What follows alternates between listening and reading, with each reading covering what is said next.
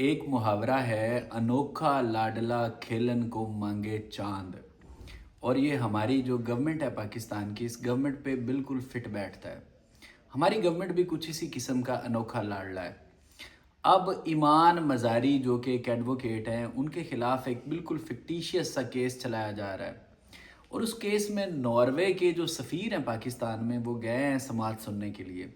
साफ ज़ाहिर है उनका मकसद तो यही था कि मतलब वहाँ पे जाया जाए और देखा जाए कि कहीं ज़्यादती तो नहीं हो रही, और कौन से ग्राउंड्स दिए जा रहे हैं ईमान हाज़िर मज़ारी को का फ़ैसला करते हुए, कौन से ग्राउंड्स देते हैं जज साहब।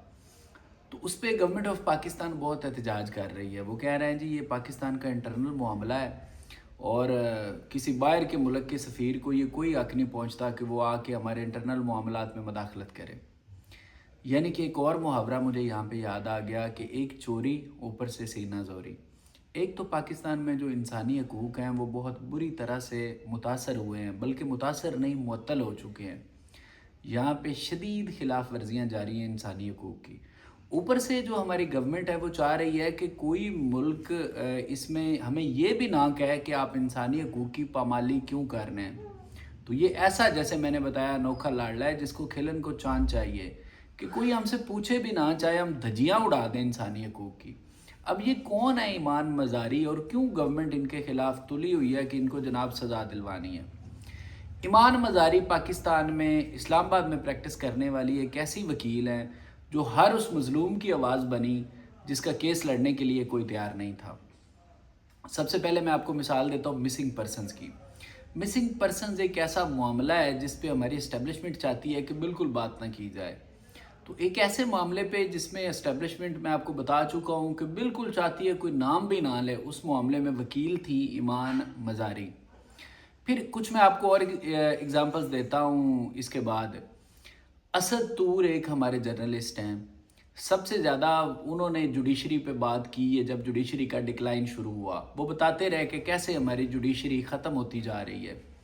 तो असद तूर पे एक मुकदमा बना दिया गया पाकिस्तान में कि जनाब ये जुडिशरी को मलाइन कर रहे हैं पिक्का एक्ट के तहत। यही पिक्का एक्ट जिसके तहत अब ईमान मज़ारी पे भी मुकदमा चल रहा है।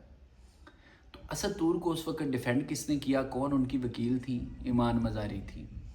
फिर हमारे एक बड़े ज़बरदस्त जर्नलिस्ट हैं मतीउल्लाह जान, बड़े क्रेडिबल जर्नलिस्ट हैं। उन पे भी एक फिक्टिशियस केस इसलिए बना दिया गया क्योंकि 26 नवंबर 2024 को जिन लोगों को गोली मारी गई स्टेट की तरफ से, स्टेट इंस्टीट्यूशंस की तरफ से, वो उन लोगों की लाशें देखने चले गए मुख्तलिफ हॉस्पिटल्स में। उन्होंने कोशिश की कि वो लाशें ढूंढें कि कहाँ पे उनकी लाशें मुंतकिल की गई हैं, जिन लोगों को स्नाइपर्स की मदद से डी चौक में निशाना बनाया गया। तो फिर मतीउल्लाह जान पे एक केस बना दिया गया ड्रग्स का। अब देखिए ना, एक शरीफ आदमी, उस पर केस कौन सा बना दिया गया ड्रग्स का 2025 में। तो मतीउल्लाह जान को किसने रिप्रेजेंट किया? ईमान मज़ारी ने। फिर उसके बाद ये तो सारे केसेस हैं ही। अब सबसे ज़्यादा जो गवर्नमेंट को गुस्सा है वो ये है कि ईमान मज़ारी रिप्रेजेंट कर रही हैं महारंग बलोच को, जिसको जो हमारी गवर्नमेंट है वो एंटी स्टेट समझती है। देखिए, या तो अगर गवर्नमेंट एंटी स्टेट समझती है तो महारंग बलोच के खिलाफ शवाहिद लाए और उसको सज़ा दिलवाए और बात ख़त्म। लेकिन 8 मंथ्स हो गए महारंग बलोच को पकड़ा हुआ है, अभी तक गवर्नमेंट उसके खिलाफ कोई सबूत साबित नहीं कर सकी कि उसने कोई एंटी स्टेट काम किया है, बाहर से कुछ पैसे लाए हैं। कुछ गवर्नमेंट इस तरह के सबूत नहीं दे सकी। तो अब मसला जो ज़्यादा फंसा है वो महारंग बलोच पे फंसा है। अब आ जाइए कि उनके खिलाफ केस बनाया क्या है ईमान मज़ारी के खिलाफ। वो सबसे मुज़ीका खेज़ है जो केस चल रहा है, जिसको नॉर्वे के जो सफ़ीर हैं वो भी उस केस की प्रोसीडिंग सुनने के लिए आए थे इधर इस्लामाबाद में। केस है जनाब कि उन्होंने कुछ ट्वीट्स किए हैं।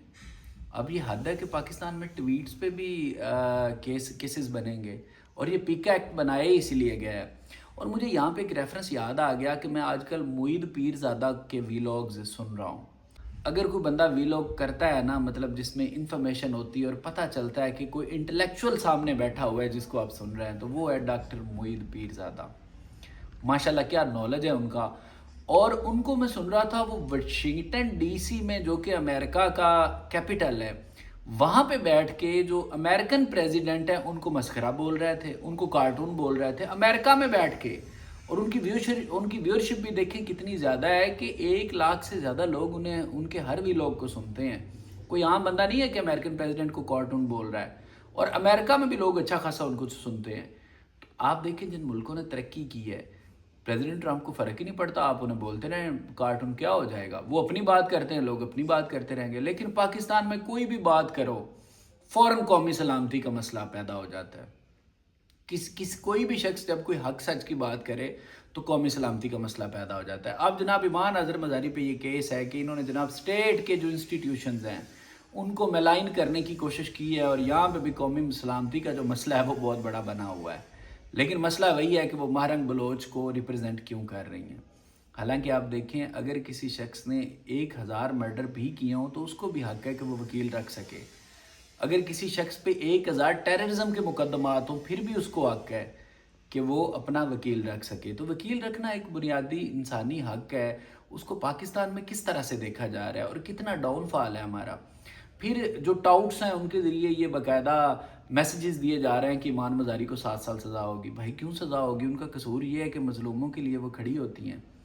और जो नॉर्वे के सफ़ीर गए हैं उनको भी मैं अप्रिशिएट करता हूँ कि चलें गए तो है ना, कुछ तो पाकिस्तानी गवर्नमेंट को भी सोचेगी कि हम अगर इस तरह से करेंगे तो दुनिया हमारे बारे में क्या सोचेगी।